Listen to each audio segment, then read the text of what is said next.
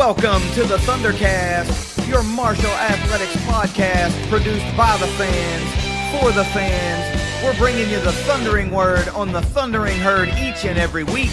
So keep it right here. The ThunderCast is on the loose.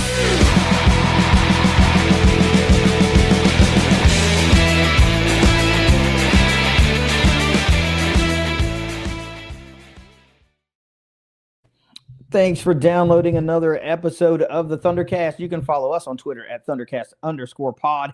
Listen to the show anywhere you like to listen to your favorite podcast. And of course, you can watch us on the ThunderCast YouTube channel.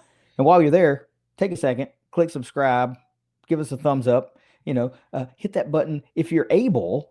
Like, I've tried to give out the hype points, man, but there's not always some there to give. And I don't get that. I should be able to hype up any video I like, but if it's available for you, give us the hype points. It helps get us to more of those landing pages when people open up YouTube. But it is a championship kind of sort of week again in herd athletics. Jed, I said Jed for you guys not watching. It's Jed and it's KD back this week. It was Russ and KD last week.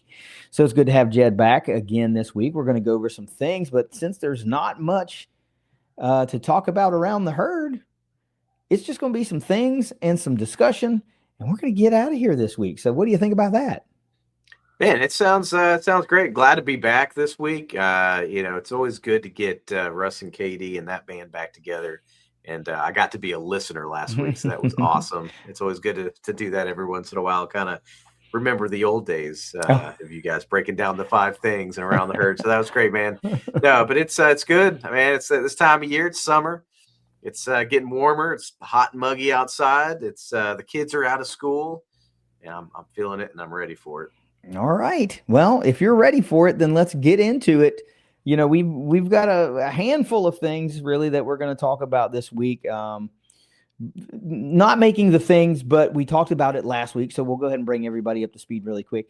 They had the introductory press conference for a new head coach of the stunt team, so that is on schedule. That happened, I think, yesterday, and that's on the Marshall Athletics YouTube page if you want to watch the introductory press conference. It's about 30 minutes long, so you can get up to speed with what's going on with herd stunt. But since we talked about that was going to be happening, I didn't feel like it was necessary to talk about the actual press conference this week. So, but we're going to get into it. We've just got to get ourselves a word from our sponsors at Leasure Oliver PLLC. If you've been hurt in a wreck, call the law firm of Leasure Oliver PLLC. Find them at 304carwreck.com. I'm going to give you one extra thing this week, Jed. We got 6 of them to go through, some really, really cool things, some more of those cherries on top of the seasons we're going to talk about in some of these things. But, this is a great time of year because even though our sports teams have wound down, you're starting to see some of those really big-time postseason accolades roll in some of these sports. So we get to talk about that a little bit this week. But let's get a word from ignite.link, and we'll get into it. And now, here are at least 5 things every herd fan needs to know this week. As always, brought to you by ignite.link, the Tri-State's premier IT management team. Hot off the presses and number one thing this week, Jed, Marshall's Deputy Director of Athletics /CFO/COO/SWA, Nisha Campbell, was named to the Silver Wave Media Top 100 Rising ADs/Future ADs list. Of course, Nisha was with Big G at Austin P, followed him here to the herd. I've talked and met Nisha, talked to her a couple of times, including her first weekend at Marshall, which happened to be a home football game weekend last fall. Great woman, excellent leader, someone I think you would consider, you could use the word transformative, because I think if you land on lists like this, those are adjectives that encompass what you bring to the table. So big news for Nisha Campbell. Yeah, man, that's pretty cool. We talk all the time about, student athletes and, they're getting accolades and they're getting these awards and they're getting to watch lists and things like that. But to get, an associate AD, deputy director on there. That's, on kind of a watch list is pretty cool. I mean, that's a big standout for Marshall. We know that it's going to take top tier and top level talent, not just from a student athlete perspective, but from our coaches and from our athletic directors and the staff. And I think that's something that Gerald's really focused on building, is that premier class of talent that's going to take this department to another level. And that's what we want, right? We want to get back to championships. We want to get to winning conferences and going to the next level and NCAA tournaments and doing these really, really cool things. And it's going to take a level of effort and talent and expertise to help get there and get the department there. And so I've not interacted with her personally, but I'm involved in, and some of the things I'm involved in, I have heard her speak, and just very intelligent, knows what she's doing, was an excellent hire and a steal from Austin P coming along with Gerald. And man, that's love it for our staff when they can get some accolades too. Well, it feels like that Austin P could have just elevated her to their athletic director position if that's the road they chose to go down. And maybe they offered the job. Maybe she was a candidate. I don't know. I'm just saying, like, to land on, be recognized in this way, then that tells you that, like, you're the next wave of talent. And so I guess it's aptly named Silver Wave Media, because the next wave of talent, that next group of athletic directors, I'm sure many of them are inside this top 100, but I don't remember this happening for us, like, ever, really. Not that I recall. Somebody else in our admin team, being named a top, they have these things for coaches, like the top 30, under 30 and things like that. Right. But I've not seen anybody, at least in the lifespan of this show, make a list like that to say, hey, you're the next crop of leaders that are going to be running an athletic program. And you're right, because what that says is, if you want to be championship level, it's got to be from the top down. And you see that with Brad Smith and how he has changed the face of Marshall in many ways for the better.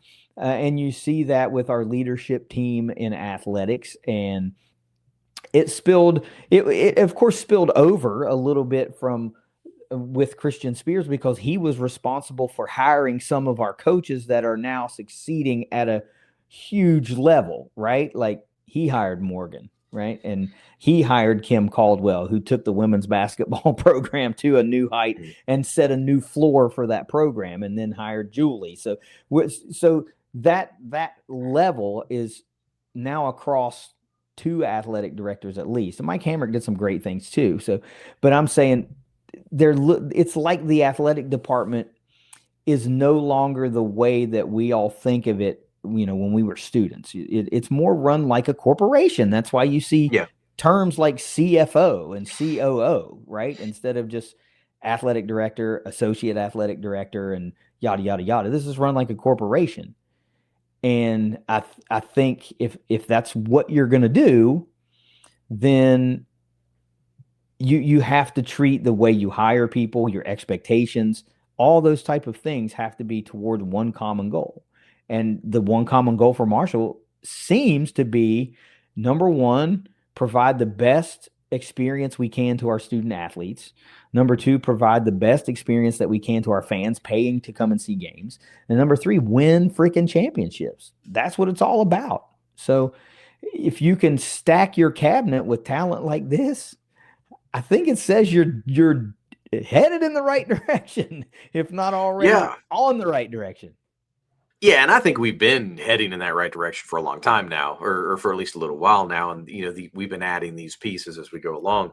But one of the cool things as from the Herd Zone article that says was, I thought this was pretty neat, that she is one of 3 representatives from the Sun Belt in that top 100. So out of all the athletic directors and associate ADs, or all those folks, there's only 3 that came from the Sun Belt in that top 100, and she's one of them. And so just another, once I'm going to go back to when we hired Gerald, and he decided to bring in his crew and things like that, and the things that we did in the past to elevate the athletic department, the programs, and things like that. Like, well, I think this is just a continuation of going in that right direction, like you said. And if we're going to have the winning programs, or we're going to compete and operate and compete at a high level, then that's got to be across the board. And obviously, she fits the bill here and is crushing it. I would be interested to, obviously, I haven't gone down this list of 100, but it would be interesting to me to see some of the categories that you could divide this up into, like how many from mid-major schools, how many came from like Division II, or how many come from power league schools, how many schools are represented with more than one person. Like some of these athletic departments are pretty big in these power league schools. So how, like, I'm just going to toss one out. Like, let's say Ohio State, because they spend like more than anyone ever every year. Right. How many people on staff at Ohio State are inside this top 100? That kind of thing. How far reaching did they go, to the smallest, who's the smallest school represented, stuff like that. That would be cool if at the end of that article, it would be broken down like that. I fully doubt that it is, but right. That would be interesting to know.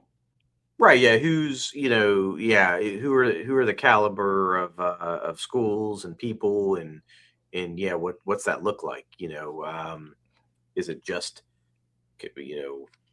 Division I, or like you said, across all divisions? I assume it would be across all divisions. If it's just, I would imagine so. I mean, talent is talent, right? Talent is talent. I found the article, and I'm scrolling, and really I just clicked the link. It's not an article. It's a literal page of headshots of people, names, and schools, and you can read their bio if you want to do that.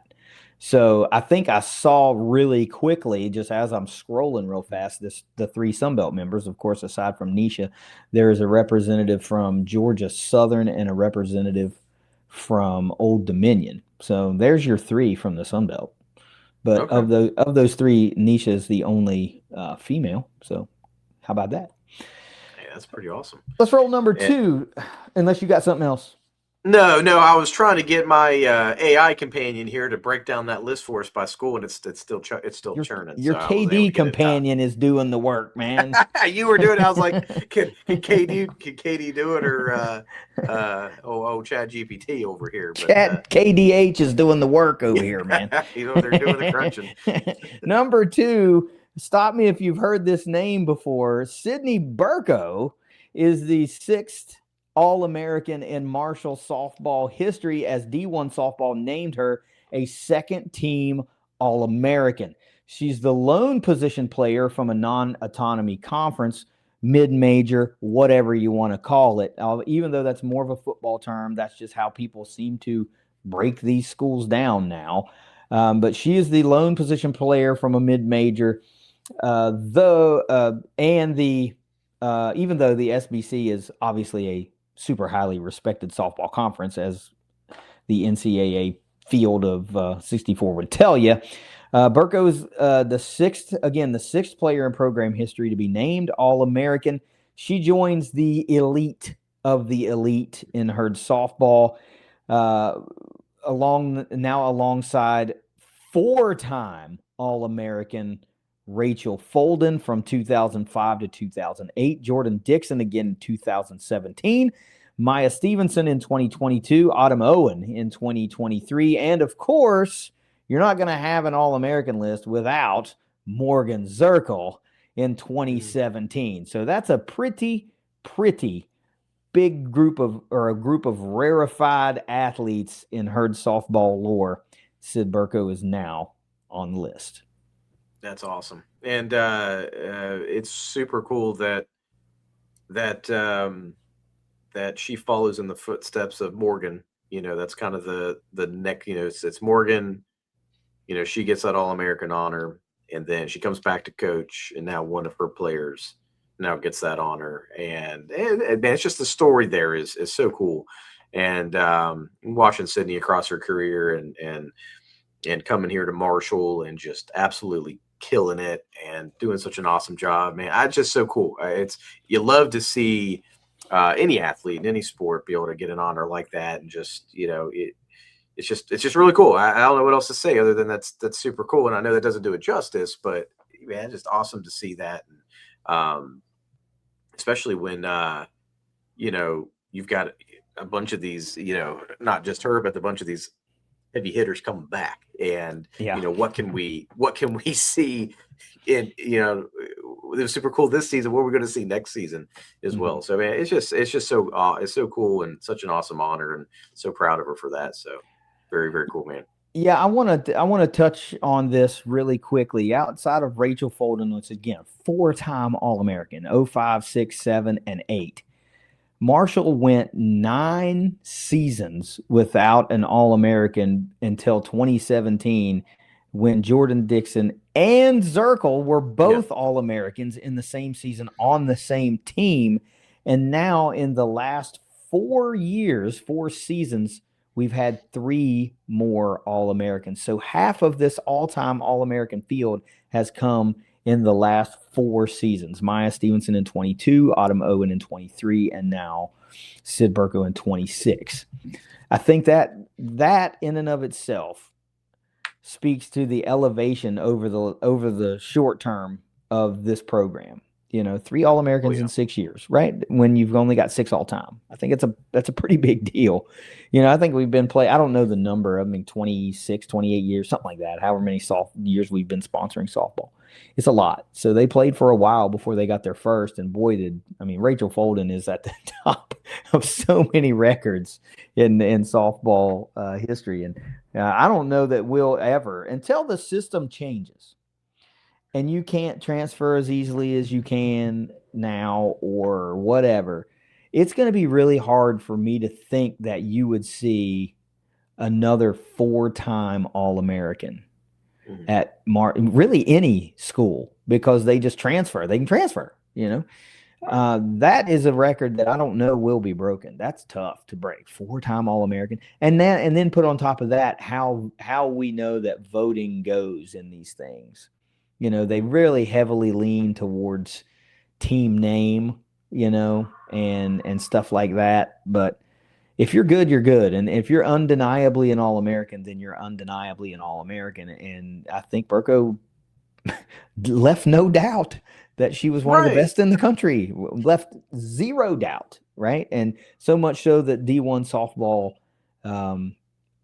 recognized that and to a certain extent looked past the name, the team name, the program size, the athletic budget, whatever disqualifier most of these voters look at, like taking the 6th best corner at OSU versus the all Sun Belt first team corner, it's like that guy's not an All-American, but this guy's by team name, right? Whatever. I'm sure he's great too, but you know what I mean. Right. Well, like you said, talent's talent, man. And it doesn't matter what level you play at. If you're the best at it, you're the best at it. If you're really, really, really good at it, you're really, really good at it. It doesn't really matter the logo on your jersey or, those kind of things. Talent's talent. So glad she got that recognition. Yeah. And to your other point, what's it going to look like next year? Because so many of these players, all of Marshall's postseason accoladed. I don't know if that's a word. Add that one to the list, yet. Yes. Hold on. Accoladed players. So all of the SBC selections, first team, second team, honorable mention, and Bella Gerlach was an NFCA Mid-Atlantic all-region team selection. Of course, that's 6 players. Like Sid Burko, first team SBC, Ava Blake, Jules King, second team, Diamond Leslie, and Tia TT, honorable mention. And then add on top of that Bella Gerlach. All 6 of those have confirmed returning to the herd next year. What I said before was, the term I used was maybe they like where their feet are. And it ain't a bad place to be when your feet are at the dot. They got something pretty good cooking in Huntington, West Virginia. So this is a unbelievably great nucleus of players, and if you have been perusing social media, you have seen others confirm that they are coming back next year, but not in the way that, we are accustomed to seeing that in this day and age. There wasn't a graphic created and all that kind of stuff. It was just like, yeah, I'll be back. Yeah. When I see that, that makes me think I wasn't even considering going anywhere. Why'd you ask me if I'm coming back? Like I was never not coming back. Like, and again, I'm reminded of a couple of years ago when Owen Porter didn't announce he was coming back, and rumors were swirling that he was leaving, like swirling. Right. And he was like, I didn't even know I had to say that. Like, they're like, yeah, you've got to please do that. Please put something out. And then shortly thereafter, he did. And there was a collective sigh of relief for Herd fans. But that to me is sometimes even better than putting out the graphic saying I'm coming back. I'm back. It's like I wasn't even considering leaving. Like, why'd you even ask? Why are you asking? Yeah, why would you I say love that? where I'm at. Like, you guys love the Herd. Why don't you think I do too? Well, and especially, and I'm not saying just this. There are those who come back even if it's not supposed to be a, or there's a lot of pressure or a lot of expectation for the upcoming season. But that is something to consider too. Is you had a team that should have made a run in the Sun Belt tournament. You should have won the whole thing. You had a team that got an at-large bid to the NCAA tournament, got a win in the tournament. And having that, almost all of that talent coming back to run it back, understanding like, hey, what's going to a big name school going to do for us? I mean, we were already doing the things to get us to compete at that high level. Why not run it back and go even farther next year? And then you get in, with all the, how special Marshall is and how good of a group that softball group is and how much of a family that group is and all the other things that make it a special place here in Huntington, on top of the fact that you've got that opportunity to run it back and do even better. But you had a team that did really, really awesome things. And I think there's now a chip on their shoulder to say, hey, we know what we need to do. We're going to win the Sun Belt freaking tournament, and we're going to make a deep run in the NCAA. And anything else would be a disappointment if we don't do those things. So why not try to run it back, and then develop and do something extremely special here with a group of people here that are really special, Yeah. So. Yeah. So from a reaction to that statement, number one to me, it's like, well, we already know we can win an NCAA tournament game. Now we need to make our run at a super regional, right? We can do that. Why the hell not? Number two, on top of everything you said about what they've built and what they're doing, the pressure to win and all that kind of stuff, they also play in front of a very, very energetic fan base. Like people turn out for softball games, and right. You could go elsewhere and maybe that ain't the vibe, maybe it's not. Like we got people support softball, they'll show up to games and they will make the energy at the dot something. Right. But I think the other thing that they've got is now they're like when next season, when they start putting out rankings and favorites and things like that, they're going to look at who all's decided to return to Marshall. And then they're going to go, okay, like they're going to get a little bit of a nod because they did it last year and they returned a bunch of talent. We're going to benefit from what we complain about so many other programs, being able to get a little bit of a bump on what you did in years past, right? Because of name recognition or brand recognition or whatever. And that's what we're going to receive, I think, because if you look at production of what comes back, like offensive production, how many of those program 90 or whatever it was, I don't even remember the number, home runs will return, versus last year. Let's look at that number, or I can't right now, but we can dig into that at some point. You go find a few pitchers, Jules King going to come back, Matty Veal's going to come back. I mean, that's two of your top three pitchers right there. They're going to have to find another arm to replace the production of Paige Maynard. But, dude. So I've got the number because it's in the article. 89 of the home runs out of the 95 come from players who remain on the roster. So that means What 6 home so runs. what are they losing? A handful from Abby Darnley, and I don't even know who else.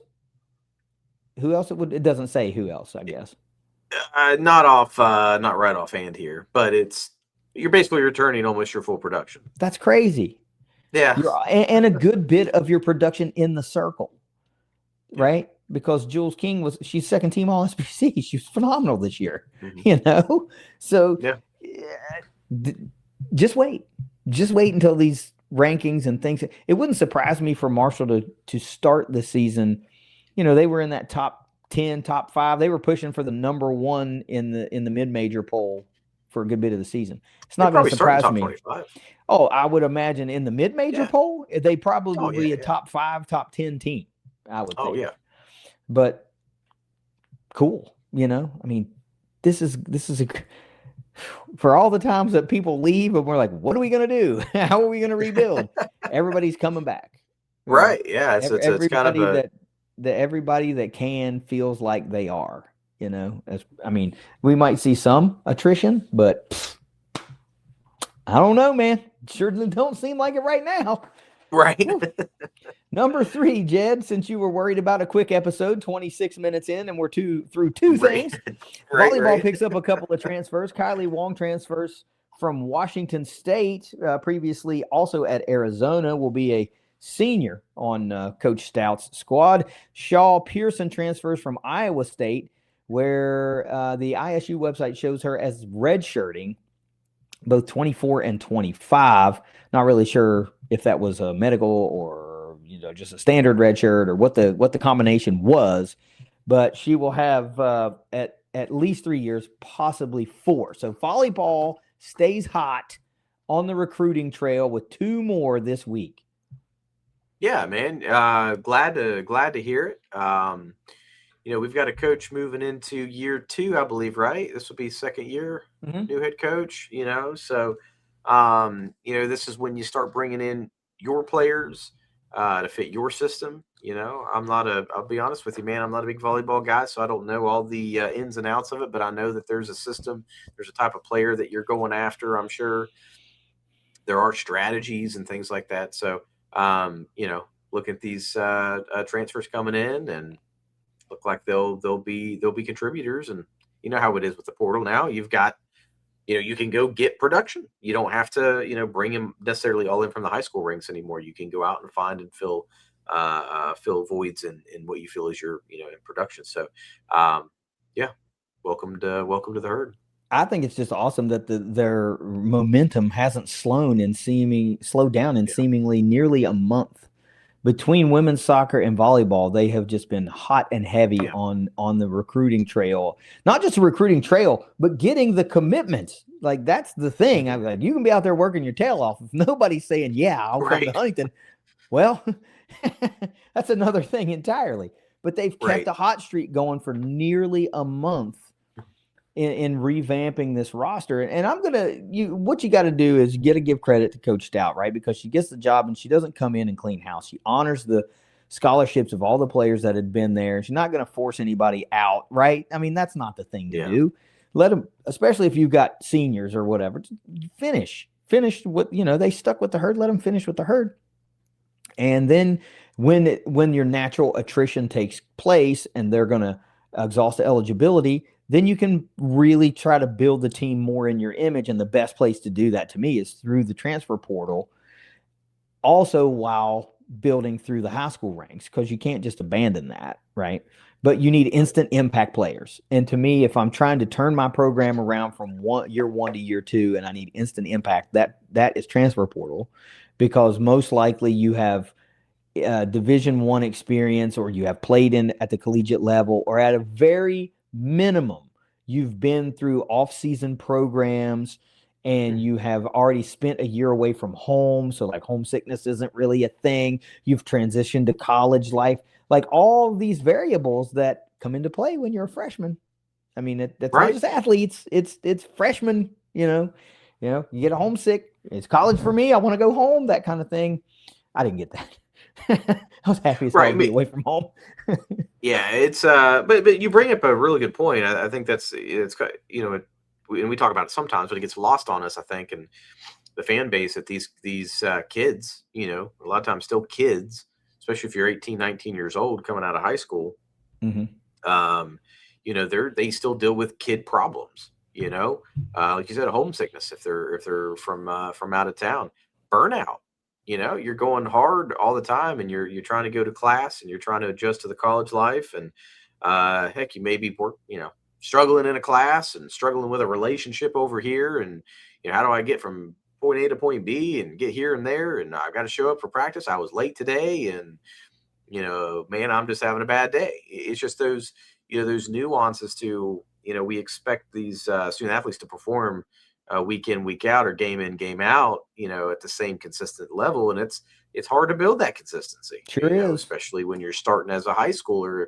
into college. You're going through a lot of life adjustments on top of trying to perform at a very high level athletically. So, yeah, it's just, I think that was a very, very good point. Just that's lost on us sometimes, you know, we've talked about this before, just, you know, us going to college in general without, you know, being student athletes, just, you know, I struggle just to show up and, you know, get good grades and just live my life, let alone go to practices and games all the time. So, yeah. And that's the thing. If you're trying to turn it around quicker, it just seems like the path of least resistance is to hedge your bets heavy on the portal. And then you can try to fill out your ranks and develop players more and more through the years. But if you're trying to turn it around quickly, it's got to be through the portal. And volleyball and women's soccer are crushing it right now in that aspect, and women's basketball too. Really, they haven't slowed momentum either. Well, hell, and men's basketball. Golly, maybe we just need to pump the brakes and think about exactly who's doing well. They're all doing well on the recruiting trail. Yeah. Number 4, Jed, we're going to swing back to softball real quick. 5 members of the Herd softball team have been named to the College Sports Communicators Academic All-District Team. Haley Atkins, Ava Blake, Abby Darnley, Bella Gerlach, and Paige Maynard, all named Academic All-District Team members. Now, to be eligible, let me put some context on that. Nominees must compete in 90% of their institution's games played, or must start in at least 66% of their institution's games and have maintained at least a 3.5 GPA in the spring semester.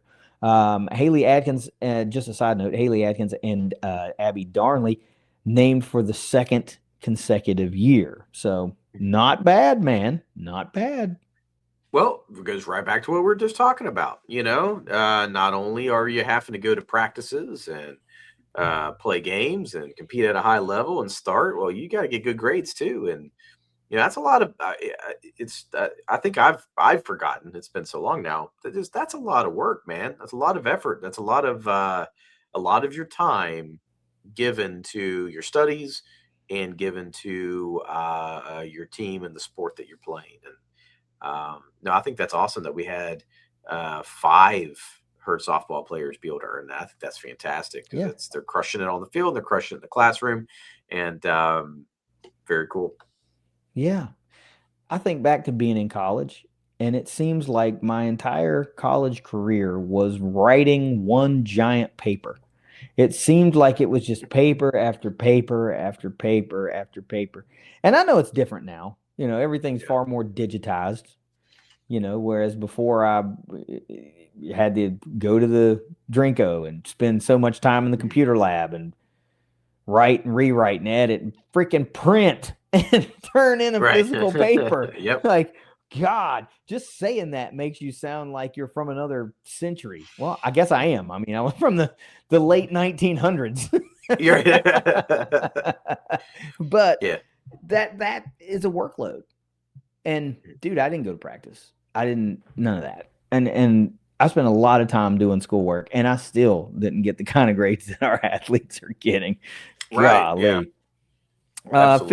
Fifth thing, Jed, track and field is still competing.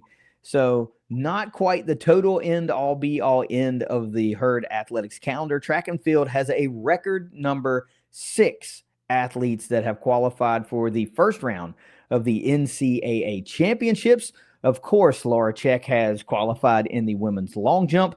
Cam Hamby, OT Omot, and Trayshawn Smith all qualified for the men's long jump.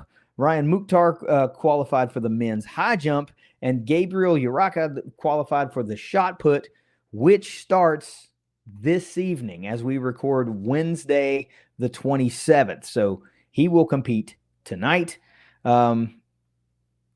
Absolutely staggering what track and field continues to do under the leadership of Keith Roberts.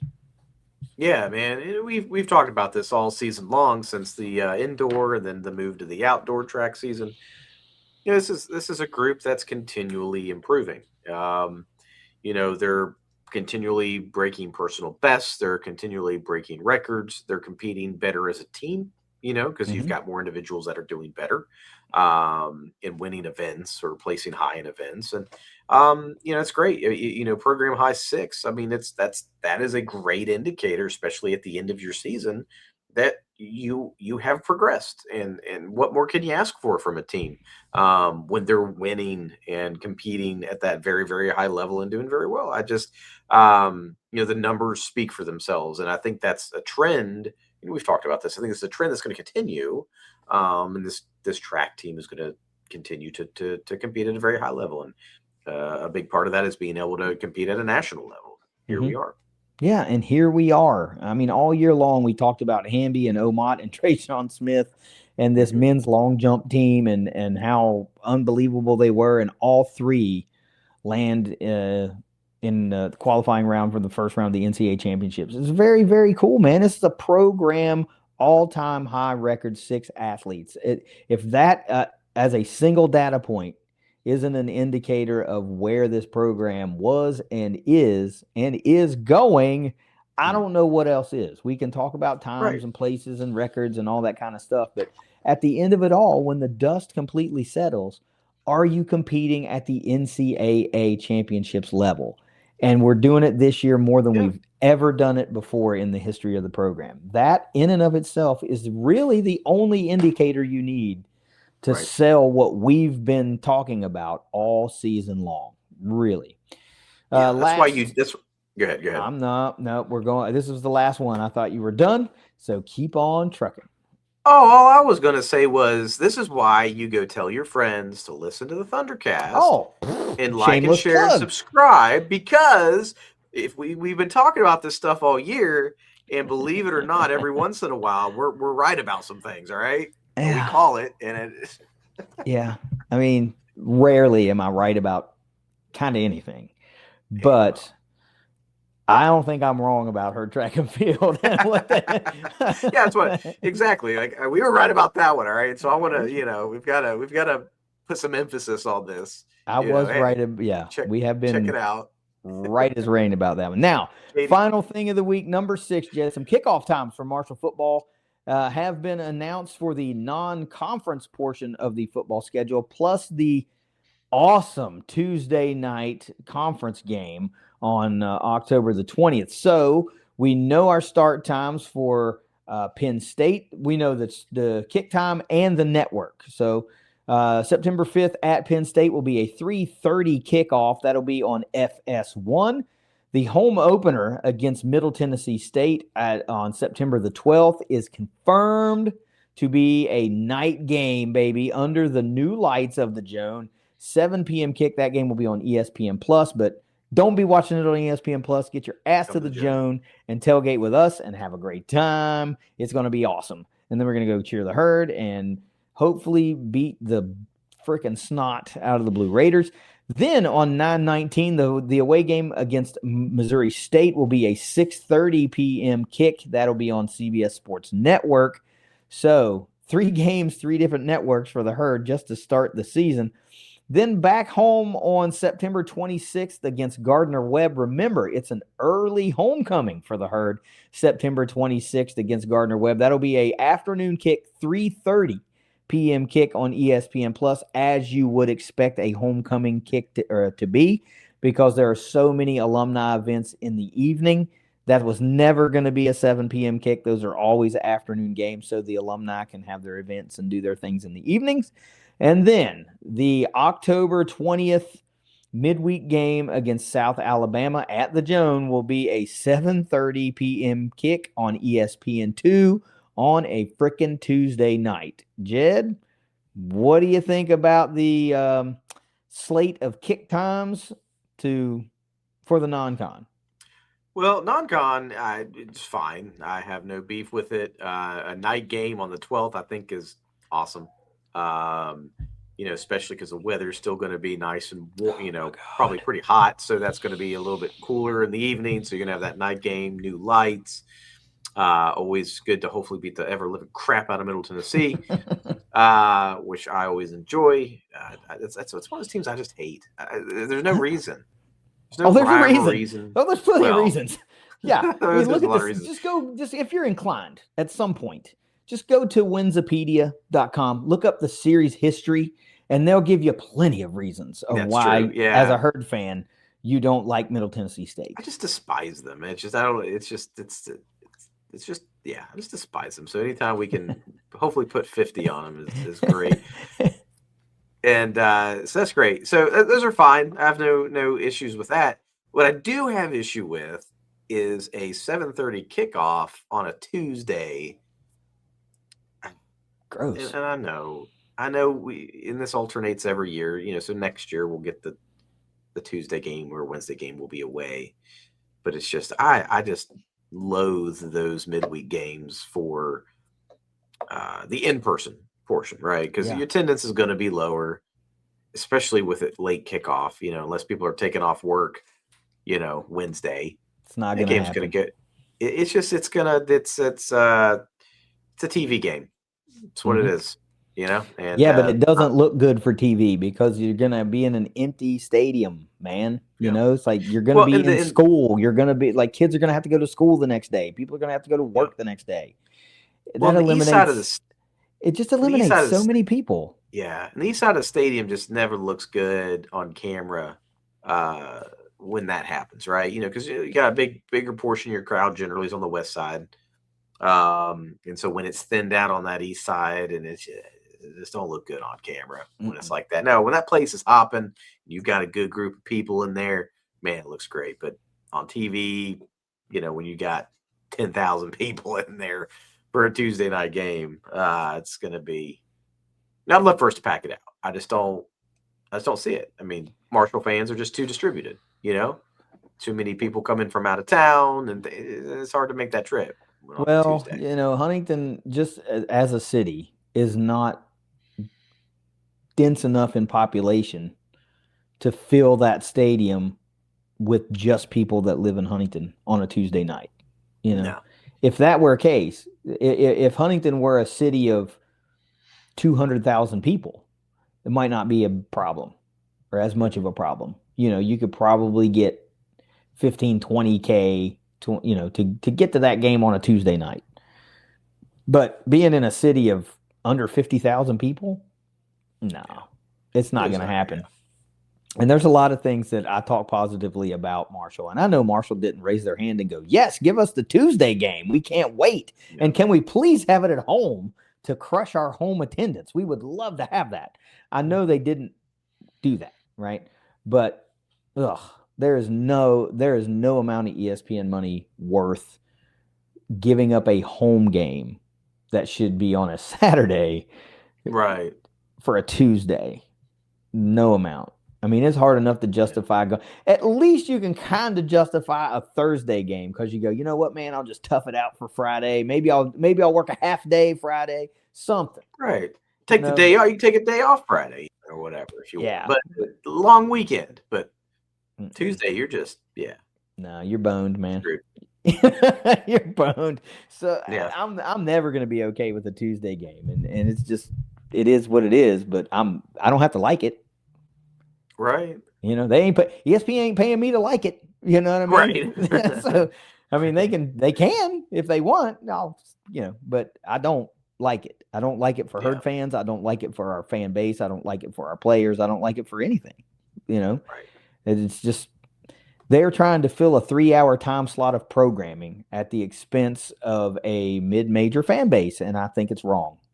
I think it's wrong that it's just not just not right. So anyway, that's our 6 things this week that every herd fan needs to know, brought to you by Ignite.Link. Do you have anything else that we need to talk about before we get out of here? No, man, I would generally at this point say let's go around the herd, but man, sports seasons have wrapped up and there's nowhere to take it. But you know except what? out of I here. do. I got an email that wasn't included in this, and I want to talk about this real quick. Did you get the email, or you did? I know you got it, but I don't know if you've read it yet. The brand new Marshall Saturday Pass. Have you seen that? No, I haven't seen Okay, look, just real quick. I'm going to run over this. I think this is a really cool idea. Really cool. So the Marshall Saturday Pass gets you a ticket to attend all 2026, 2027 Saturday home games for men's basketball, women's basketball, and baseball.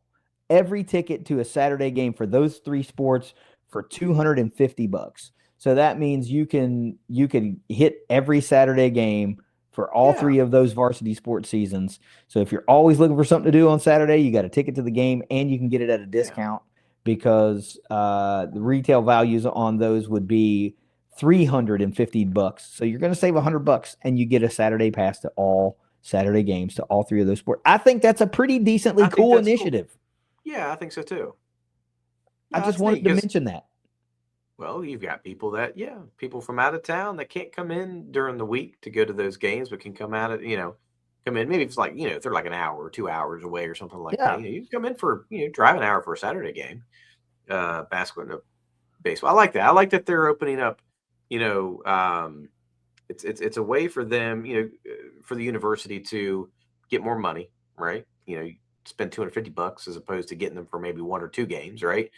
It entices you to come in for more games and to attend more games, but it gives you some flexibility in the event that, you don't buy season tickets because, hey, I'm only going to be able to go to the Saturday games because of my work schedule or because of kids thing this, or I live here. And, the added flexibility is always good. It gets the athletic department a little bit more revenue. I mean, let's call it what it is.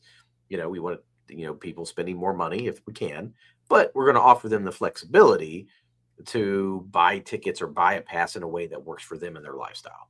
Mm-hmm. I think that's always good. Anytime you give people more flexibility and get more butts and seats, win-win. Yeah, and I think the other side of that, if you're a fan that already goes to every Saturday game, you get to save a little bit of money. You're going anyway, and you get to save a little bit of money. And for those guys, that also will get you off of the couch. If you're like, I don't know, I was going to go, I'm not thinking about going, I don't want to buy a ticket. You've already got a ticket. So now you're like, I'll just go. And if you go and you're like, I'm going to stay for an hour, no big deal. I'm going to bounce. You've already bought the ticket. You've already have it. You might as well just go and check it out. And, I just think that's really cool. And I hope they explore more of these types of flexible packages like that span across multiple sports, because maybe you're a so-so baseball fan, but you're a big basketball fan. And by going to a handful of games, you're like, dude, this is awesome. Like going to the Jack is pretty sweet for a game. Yeah, absolutely. I hope that there's more exploration into how they could package more varsity sports together, because it's kind of tough because not everyone is ticketed. So some are free anyway, but there should, maybe think about bundling soccer or something like that, so men's and women's soccer Saturday pass or something, just keep it going. If that works, you might as well do it. So I got that email today, and I thought that was a really cool initiative, and I just wanted to bring it up. And I think that's awesome. Yeah. And again, and if you're coming from out of town, you might as well book your hotel at herdhotels.com and get a kickback to the athletic department for the herd, right? So don't forget that. Bookmark that on your browser. So anytime you're looking for a hotel anywhere, it doesn't have to be in Huntington. If you're going to book a hotel anywhere, book it through herdhotels.com, and it'll show you right on the website how much of a kickback is going to go to the athletic department, and you pay nothing extra. You're still going to book your hotel. It's just like going to hotels.com and finding the rate and doing it that way, except going to herdhotels.com gets a kickback to the athletic department. So, win-win. But anyway, that's all I got, man. I mean, couple pitches for the athletic department there to close this one out. That's great, man. Yeah, but that's all I got, man. All right, well, take us out of here then. All right, let's get out of here, man. Well, whether you see us at the Joan, whether you see us at the Cam, whether you see us at the Jack, or whether you see us at the Dot, wherever you see us, we're going to be saying, go Herd. Go Herd. I'm going to see you guys in September under the lights for an all freaking day tailgate now for the home opener. But for the ThunderCast, we'll see you real soon. We got something up our sleeves. Later.